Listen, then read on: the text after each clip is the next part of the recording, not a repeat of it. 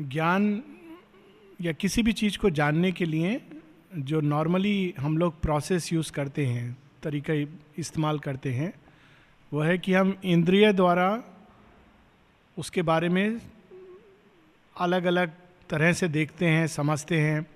फिर मन उसको, जो इंद्रिय उसको डेटा देता है, उसको उसके ऊपर मन विचार करता है और अपने स्मृति में से चीज़ें निकाल कर उसको कंपेयर करता है, कंट्रास्ट करता है, फिर एक कंक्लूजन पर पहुंचता है। साधारण ज्ञान का विधि ये होता है। हम पहले इंद्रिय चीज़ों को देखेगा, फिर परीक्षण करेगा, फिर मन उसको एनालाइज करेगा और स्मृति के अनुसार वो उसको कैटेगराइज करेगा कि ये है, ये वैसा है, ये ऐसा है, ये चीज़ ये कर सकती है, ये वो कर सकती है। एक साधारण एग्जाम्पल हम लोग ले सकते हैं कि अगर हमको जानना है कि कोई व्यक्ति रोगी है कि नहीं है, बीमार है कि नहीं है, तो हम लोग पहले उससे पूछेंगे कि तुमको क्या तकलीफ़ है। फिर हम लोग उसका पल्स देखेंगे, बुखार देखेंगे, ब्लड टेस्ट करेंगे। फिर मन अंदर में वो सारा डेटा को फीड करके मशीन के अंदर जैसे वो चलता है, प्रोसेसिंग होता है, मन प्रोसेसिंग करता है। अंत में कंक्लूजन पर पहुंचता है कि ये रोग का लक्षण है या ये रोग नहीं है। ये साधारण ज्ञान है, ये साधारण मन का ये विधि है ज्ञान प्राप्त करने का। लेकिन योगी का तरीका अलग होता है, ये अज्ञान का तरीका है। अज्ञान का इसलिए क्योंकि इंद्रिय हम लोग को केवल बाहर की चीज़ों के बारे में बताती है, आंतरिक क्रिया प्रक्रिया के बारे में इंद्रिय नहीं जानती है। माँ ने एक जगह बहुत सुंदर बताया कि the science, our science is a science of appearances. वो केवल अपीयरेंसेस को हम लोग स्टडी करते हैं, जो बाहर है, जो दिखता है, जो सुनता है, उसके अनुसार मन कंक्लूजन बनाता है। लेकिन ज्ञान प्राप्त करने का एक दूसरा तरीका है, वो तरीका योगी अपनाता है। और वो तरीका ये है कि हर चीज़ के अंदर एक कॉमन भूमि है जिसमें हम सब लोग जुड़े हुए हैं। उस भूमि में अगर हम प्रवेश करेंगे तो किसी भी चीज़ के बारे में, छोटा से छोटा वस्तु से लेकर ब्रह्मांड के गहरे रहस्यों तक को, उस भूमि पर जाकर के अंदर से जाना जा सकता है। This is the way of the yogin. और इसका एक उदाहरण है, जैसे मैंने मॉडर्न मेडिसिन का एक उदाहरण दिया, भारतवर्ष में आयुर्वेद के प्रारंभ में आता है कि आयुर्वेद कैसे जन्म लेता है। मॉडर्न मेडिसिन में लोगों ने रिसर्च किया, एनालाइज किया, तब बताते हैं ये दवाई लेना चाहिए, ये नहीं लेना चाहिए। आयुर्वेद की उत्पत्ति के बारे में बताया जाता है कि कई ऋषि बैठ करके एक पर्वत पर विचार करते हैं कि ये संसार में लोगों का आयु क्षीण हो रहा है। सतयुग में लोग 1000 बरस जीते थे, अभी जैसे जैसे कलयुग आ रहा है लोग 100 बरस भी जीना मुश्किल हो रहा है। और बिना स्वस्थ जीवन के कैसे लोग भगवान को प्राप्त करेंगे? तो इस पर वो लोग मेडिटेट करते हैं और उनके मेडिटेशन के फलस्वरूप Indra is symbol of divine mind, उनके सामने प्रकट होते हैं और कलयुग के लिए मनुष्य किस प्रकार से अपना एक उत्तम जीवन, स्वस्थ जीवन जी सकता है, उसके सारे नियम, औषधि इत्यादि बतलाते हैं। तो ये एक दूसरा ज्ञान है, ये अंदर से प्रकट होने वाला ज्ञान है। इसको बोलते हैं अंतस्फूर्त ज्ञान। It awakens inside as an inspiration. Now all inspiration is not pure inspiration. It does not mean कि अंदर में जो भी भाव आता है, जो सजेशन उठता है, उसको हमको स्वीकार कर लेना चाहिए। लेकिन ये सच है कि योग में ये विधि होती है ज्ञान प्राप्त करने की। तो उसके चर्चा श्री अरविंद कर रहे हैं कि किस प्रकार से एक योगी के आंतरिक जीवन में ज्ञान उतरता है। Oft inspiration with her lightning feet is sudden messenger from the all seeing tops traverse the soundless corridors of his mind bringing her rhythmic sense of hidden things. So हमारी ही चेतना के उच्च शिखरों पर ऐसी शक्तियां हैं जिनके पास, क्योंकि वो संसार को बनाने में गई हैं, उनको सब कुछ मालूम है। हम लोग एक स्विच ऑन करते हैं, लाइट जलता है, साधारण व्यक्ति को केवल इतना मालूम है कि स्विच कैसे बना है और स्विच को ऑन करने से लाइट क्यों जलता है। लेकिन अगर वो करके नहीं उसका इलाज पा रहा है तो वो एक इंजीनियर के पास जाएगा जिसको रचना मालूम है, ये कैसे वायरिंग है। तो वो फट से बताएगा कि देखो यहाँ वहाँ फॉल्ट होगा, उस जंक्शन बॉक्स को खोलो तो तुमको फॉल्ट निकल जाएगा। क्यों? क्योंकि वो इंजीनियर है जिसने ये सारी चीज़ों को गहराई से स्टडी किया है और पूरा प्लानिंग ब्लूप्रिंट उसके पास है। तो उसी प्रकार से इस संसार की रचना में ऐसे देव देवी, जिनको हम लोग देवता देवी कहते हैं, वो लोग कौन है? वे वो शक्तियाँ हैं भगवान की जिन्होंने संसार की रचना की है। तो जैसे जैसे हम साधना के द्वारा उनके संपर्क में आते हैं, वो हम लोगों को जीवन का सत्य, व्यक्ति का सत्य, जो फोर्सेस जीवन के पीछे कार्य कर रही हैं उसका सत्य, ये सब अंदर से हम लोगों को रिवील करती हैं। और उसको योग में श्री अरविंद बता रहे हैं इंस्पिरेशन, इंट्यूशन, रेवलेशन, और वो सारी प्रोसेस यहाँ बता रहे हैं।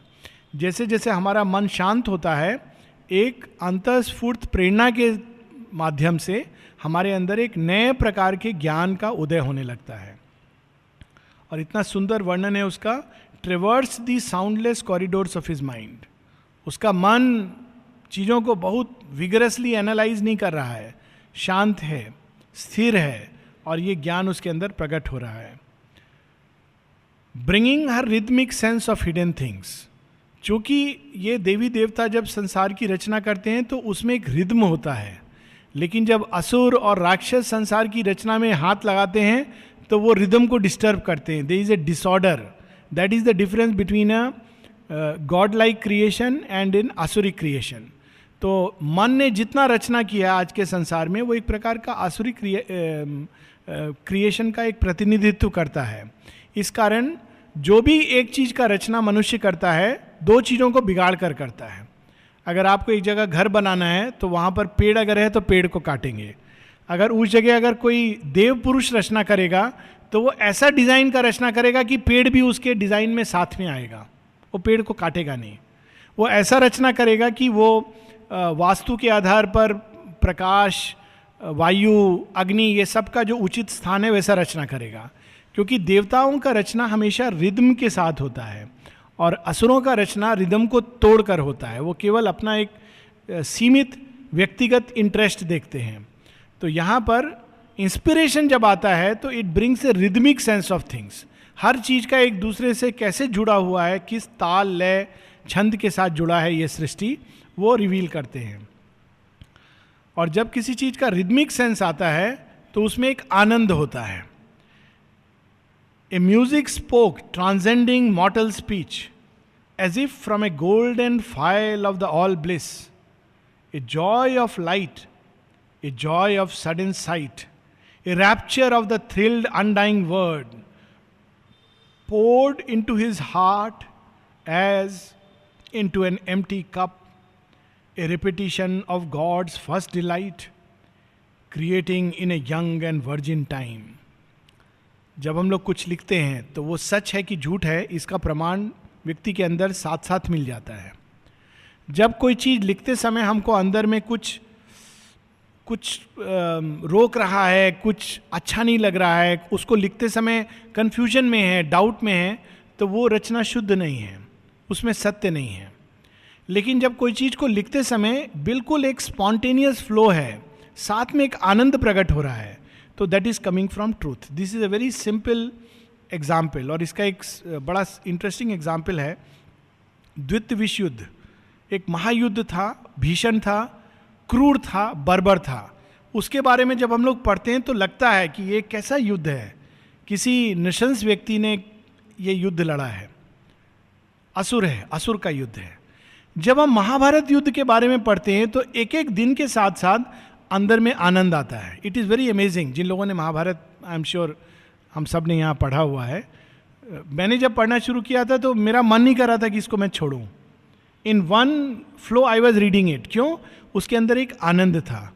सेकेंड वर्ल्ड वॉर के हॉरर की स्टोरीज नहीं पढ़ सकते हैं ऐसे, क्योंकि उसको पढ़ने से कुछ अंदर में लगता है कि धीरे धीरे एक हैवी एटमॉस्फियर आने लगता है, एक जैसे घना कोहरा, बादल, ये सब छा रहा है।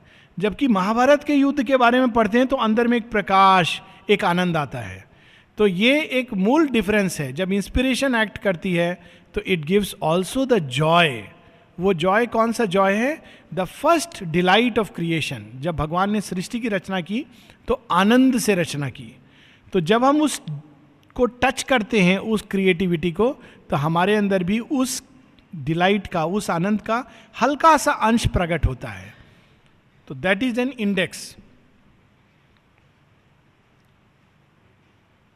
In a brief moment caught, a little space, all knowledge packed into great wordless thoughts, lost in the expectant stillness of his depths, a crystal of the ultimate absolute, a portion of the inexpressible truth, revealed by silence to the silent soul.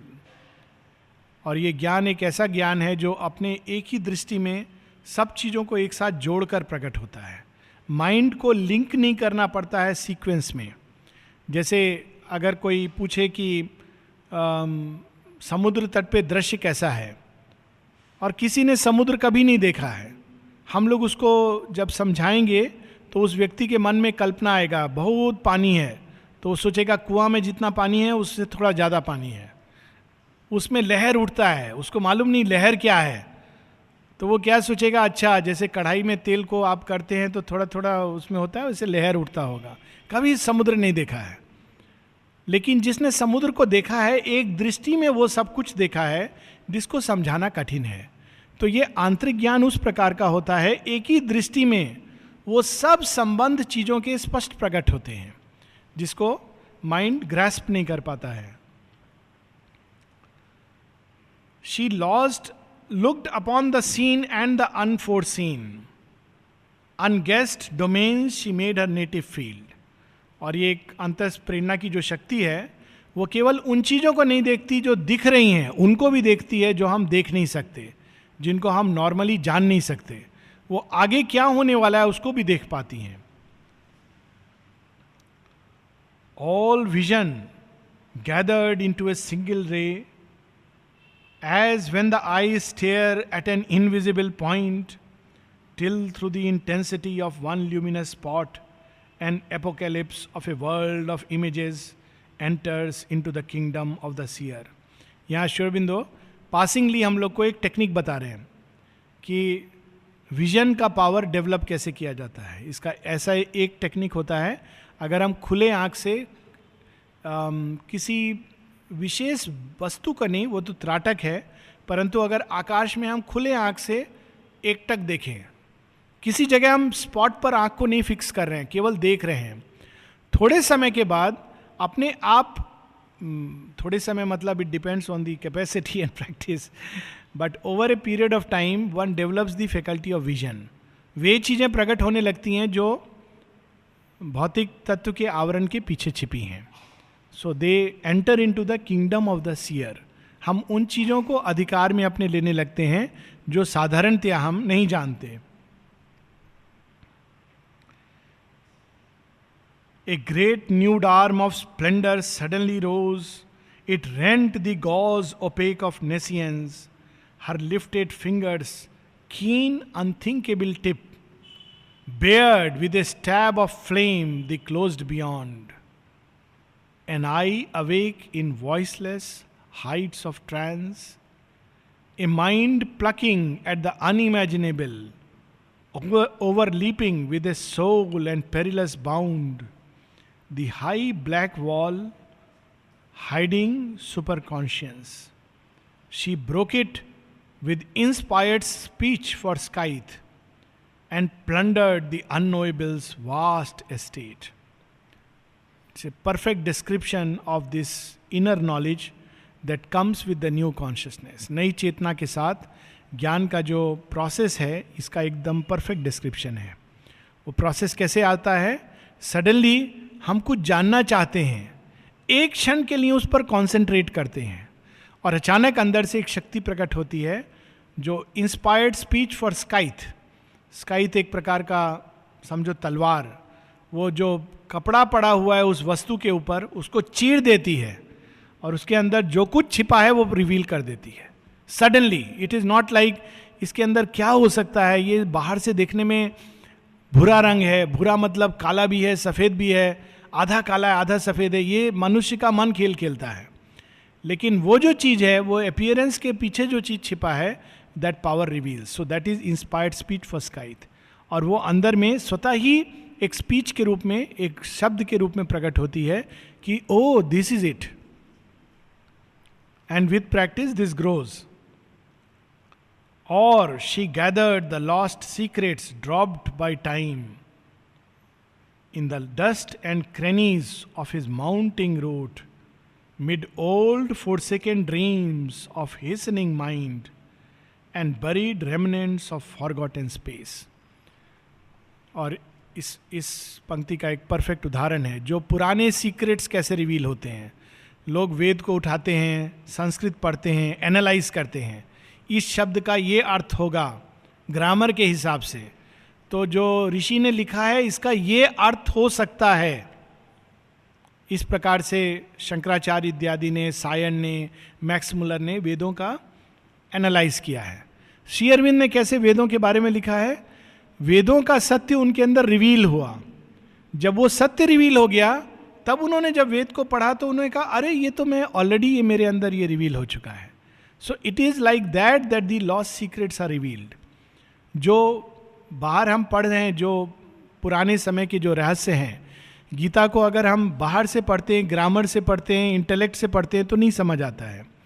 लेकिन एक दूसरा दृष्टि है पढ़ने का, जब हम उसको आत्मा से पढ़ते हैं तो उसके अंदर की जो शक्ति है, उसके अंदर जो सत्य है अपने आप प्रकट होने लगता है. किसी प्रकार के एनालिसिस की जरूरत नहीं होती है कि यहाँ पर कृष्ण जी ने ये लिखा है, वहाँ पर कुछ और लिखा है, ऐसा क्यों लिखा है, या उन्होंने ये लिखा है इसका तो ये भी मतलब हो सकता है, क्या उन्होंने ये सैंक्शन दिया है कि जो चाहे जैसे करो, क्योंकि ना म्रियते आत्मा ना जायते ना म्रियते, ना कोई जन्म लेता है ना कोई मरता है. ये क्रूड माइंड वैसे पकड़ता है, लेकिन एक सूक्ष्म भूमि पर जब ये ज्ञान प्रकट होता है तो वो बिल्कुल उसका सही अर्थ अपने आप अंदर में प्रकट होता है, जिसको रिवील किया जा सकता है, प्रकट किया जा सकता है. लेकिन उसको जब कोई दूसरा व्यक्ति ग्रहण करता है तो he receives it very differently. इसके हम लोग बहुत बार यहाँ पर उदाहरण चर्चा कर चुके हैं. ए traveller between summit and Abish. और ये जो प्रकाश है, ये जो शक्ति है, ये जो देवी हैं, सरस्वती, मही, इला, भारती इत्यादि जो इनके नाम हैं, ये उच्चतम सत्यों को निम्नतम भूमि के साथ जोड़ती हैं, सबका रहस्य उद्घाटित करती हैं. A traveler between summit and abyss, she joined the distant ends, the voiceless deeps, or streaked along the roads of heaven and hell, pursuing all knowledge like a questing hound. A reporter and scribe of hidden wisdom talk. Her shining minutes of celestial speech passed through the masked office of the occult mind, transmitting gave to prophet and to seer the inspired body of the mystic truth, a recorder of the inquiry of the gods. ये पूरा process Shri Arvind बहुत detail में बता रहे हैं कि inspiration, intuition कैसे प्रकट होता है. वो ऊपर से उतरता है या हृदय की गहराइयों से आता है, फिर वो हमारे मन के कॉरिडोर से गुजरता है. मन के कॉरिडोर में गुजरते समय बहुत लोग बाहर निकल के देखते हैं ये क्या जा रहा है, अपना अपना मीनिंग बनाते हैं. जब तक वो एक्चुअली हमारे बाहरी मन तक आता है तब तक वो ओपिनियन बन गया होता है. माँ एक जगह बताती हैं, this is how opinions are formed. True inspiration आता है हम लोग को ज्ञान देने के लिए, लेकिन जब तक वो, जैसे एक टिपिकल एग्जाम्पल है कि एक ऋषि ने कहा कि ये चीज़ ऐसे होनी चाहिए, अब 5 लोग उसको एनालाइज करेंगे, ऐसा होने से ये हो सकता है, नहीं ऐसा होने से ये प्रॉब्लम हो सकता है, ये कॉम्प्लिकेशन हो सकता है, तो सब उसमें अपना अपना मॉडिफिकेशन देंगे. लास्ट में जब वो चीज़ बाहर आएगी तो जो ओरिजिनल इंस्पिरेशन है वो बिल्कुल ख़त्म हो जाएगा. तो उस प्रकार से हमारे अंदर भी ऐसा प्रोसेस होता है. Even when we are inspired, if the mind is not quiet, the intellect begins to add colour, उसको कट करता है, वॉमिट करता है, and the whole thing becomes very different. So यहाँ पर उस प्रोसेस को श्री अरविंद बता रहे हैं. Broad spaces of a vision without line or limit swam into his spirit's ken, oceans of being met his voyaging soul. ऐसे ऐसे व्यक्तित्व हैं जिनका जो सागर से भी अधिक विशाल हैं, और अनेकों अनेक ऐसे व्यक्तित्व, एनर्जीज, देवी देवता, शक्तियां अशुपति के भूमि पर, अशुपति के विजन के सामने प्रकट हो रहे हैं. Timeless domains of joy and absolute power, stretched out, surrounded by the eternal hush, the ways that lead to endless happiness. और ये सब आकर के उसको क्या कह रहे हैं? कह रहे हैं आओ मैं उस भूमि पर ले जाऊंगा जहां अपार शांति, अपार शक्ति, अपार आनंद है. दूसरे देवता आके कह रहे हैं मैं भी वहां ले जाऊंगा. तीसरे आके कह रहे हैं मैं भी एक ऐसी भूमि जानता हूं. So what is that real life, inner life of a yogin? Ran like dream smiles through meditating vasts, disclosed, stood up in a gold moment's blaze, white sun's tepees in the pathless infinite. Along a naked curve in boneless self, the points that run through the closed heart of things, shadowed the indeterminable line that carries the everlasting through the years. काल की गति में भगवान का कहाँ कहाँ स्पर्श हुआ है, कैसे कैसे स्पर्श हुआ है. हम लोग हिस्ट्री पढ़ते हैं, हिस्ट्री भी हम लोग बाहर से देखते हैं, लेकिन जिसके अंदर ये अंतः ज्ञान प्रकट हो जाता है, वो जब हिस्ट्री का एक इवेंट पढ़ता है तो वो वैसे नहीं पढ़ता है जैसे एक हिस्टोरियन देखता है. एक जगह श्री अरविंद कहते हैं, माता जी भी सेम चीज़ कहती हैं, वॉल्यूम 10 में कहती हैं, हिस्टोरियंस नो नथिंग. वो कुछ नहीं जानते हैं. क्यों? बाहर का इवेंट देखते हैं. अगर कोई हिस्टोरियन से पूछेगा कि महाभारत युद्ध के बारे में वर्णन करें तो वर्णन करेगा. उसके बाद पूछेंगे उसमें कृष्ण का क्या रोल था, तो हिस्टोरियन क्या बोलेगा? बोलेगा जो कुछ मेरे पास डेटा उपलब्ध है उसके अनुसार श्री कृष्ण एक ग्वाला थे जो रथ में बैठ करके एक अर्जुन नाम के महायोद्धा का रथ चला रहे थे. बीच बीच में कुछ बोलते थे जिसका मतलब किसी को नहीं समझ में आया. उस समय भी नहीं आया, आज भी नहीं आया, लेकिन उसको सुनकर अर्जुन फिर से उत्साह से भर उठता था और तीर चलाने लगता था. इतना श्री कृष्ण का रोल था.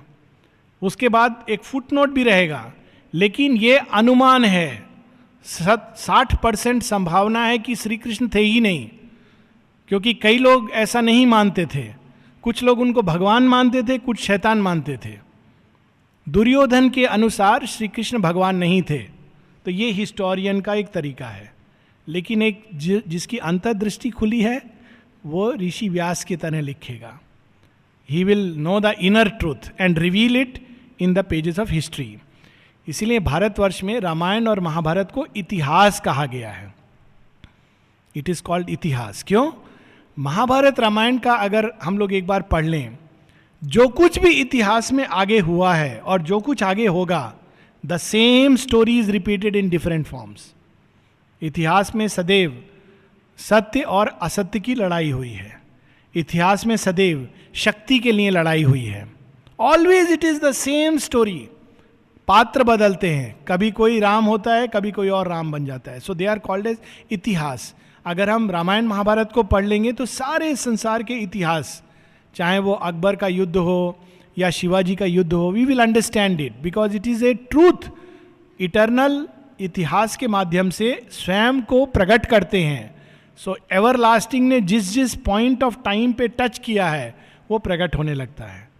सो श्री अरविंद बताते हैं कि 4 great events in history, we know that, कि कैसे सीज ऑफ ट्रॉय, यहाँ पर शायद फिल्म आई थी ना, ट्रॉय पिक्चर आई थी, तो उसमें कैसे भगवान काम कर रहे थे. उसमें कोई ज्ञान नहीं है बाहर से कुछ भी.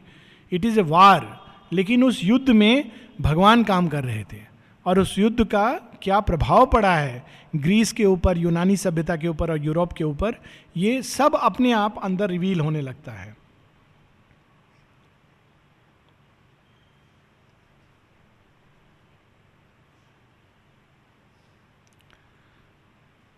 The magician order of the cosmic mind, coercing the freedom of infinity with the stark array of nature's symbol facts and life's incessant signals of event, transmuted chance recurrence into laws, a chaos of science into a universe.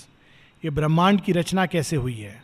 हम लोग एक पत्ता को देखते हैं तो पत्ता समझते हैं, फूल को देखते हैं फूल समझते हैं, सांप को देखते हैं सांप समझते हैं, शेर को देखते हैं शेर समझते हैं. लेकिन जब ये दृष्टि खुल जाती है तो हम उसके पीछे छिपी शक्ति और संकेत को समझते हैं. एक बहुत सुंदर माता जी का एक मदर इंडिया में पब्लिश्ड आर्टिकल है, आई थिंक अमलदा का आर्टिकल है. उसमें बड़ा इंटरेस्टिंग, मैं नाम नहीं लूँगा क्योंकि किसी अच्छे साधक का ही बारे में है.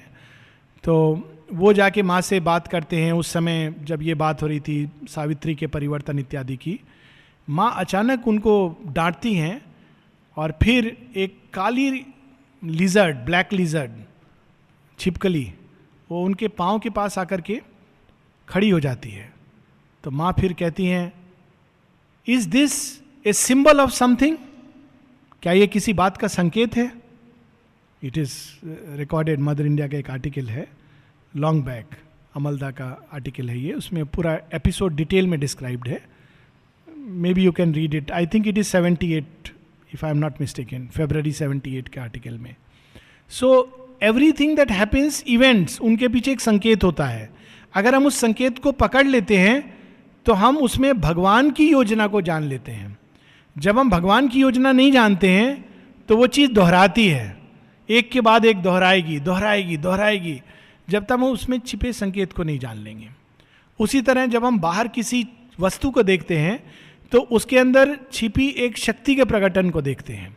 शेर को देखकर साधारण व्यक्ति डरता है, और डरना उचित है, बहुत पास में नहीं जाना चाहिए. लेकिन जिसकी आंतरिक दृष्टि खुली है वो साथ में उसके माँ दुर्गा के भी दर्शन करता है, क्योंकि वो सिंह में एक शांत शक्ति का प्रतीक भी देखता है. So that is how there is the opening of the inner being, जो ये इंस्पिरेशन के द्वारा. कोई पूछता है कि पहाड़ में जाके क्या अच्छा लगा, तो ये बताना बड़ा मुश्किल है. उसमें क्या है? कोई बोलेगा बर्फ है, बर्फ देखने में क्या, उसमें अच्छा क्या लगता है?